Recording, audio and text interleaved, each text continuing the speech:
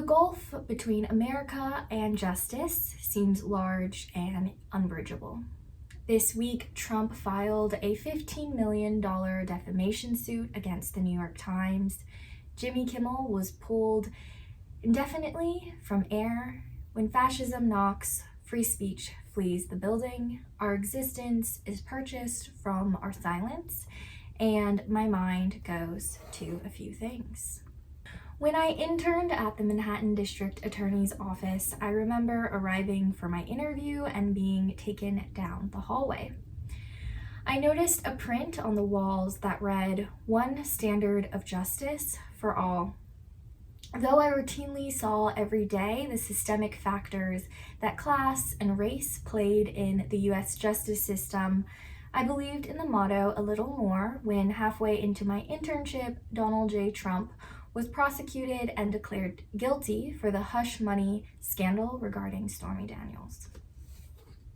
My notion of that belief dims every day, not least because Trump is now president of the United States and appears not only to have consolidated the various branches of power, but also rules with absolute impunity. He has evoked hilarious double standards where he can point fingers at quote-unquote lying, while himself lying with immunity. Because of this, I am very scared. Perhaps this is personal, but recently political topics have been bleeding into personal lives more and more. A few days ago, I had a lot of sadness and fear when I was asked during a job interview my political beliefs and ability to handle certain topics, many of which I thought crossed the line in terms of the types of organizations that I am willing to work for. And I asked myself, when did working a $25 an hour job entail questioning my own complicity in certain political events? This morning, I feel very scared, and if you feel scared too, I think it would be helpful to ground ourselves in a few positive thoughts. Number one, some of the greatest writing and thinking comes when free speech is at its most fragile. Now is no exception. Substack newsletters have proved mighty battlegrounds for free and fair journalism, and I'd recommend subscribing to many of these independent journalists.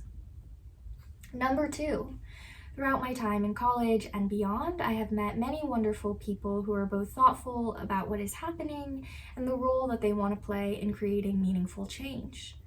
Number three, the pendulum always swings. No matter how far right we go, the pendulum always swings back. Number four, fascism is weakness. Silence is currency under a fascist government because fascism knows that it has no ground when there is noise, truth, and integrity. This is why the banality of evil theory of Hannah Arendt from Eichmann in Jerusalem remains true to this day. Incompetent people are poached into government, not for their knowledge or expertise, but for their yes men mentality. The greatest authoritarian leaders were some of the most insecure people, constantly perplexed with the question of how to keep and maintain power. It is a sad life, and if it did not take so many other lives, it might just deserve our sympathy. And finally, number five, now is a better time than any to read, consume good journalism, get involved, and fight the fight. So to conclude, I think when we are feeling constantly harassed, when our very beliefs, values, and lifestyle are put into question, it is more than okay to not be okay. It is okay to take deep breaths, to be scared, to fear for our futures, for the job market, and for our nation. And I would argue that actually this grief is a way of self-sufficiency, and most importantly, a method for patriotism.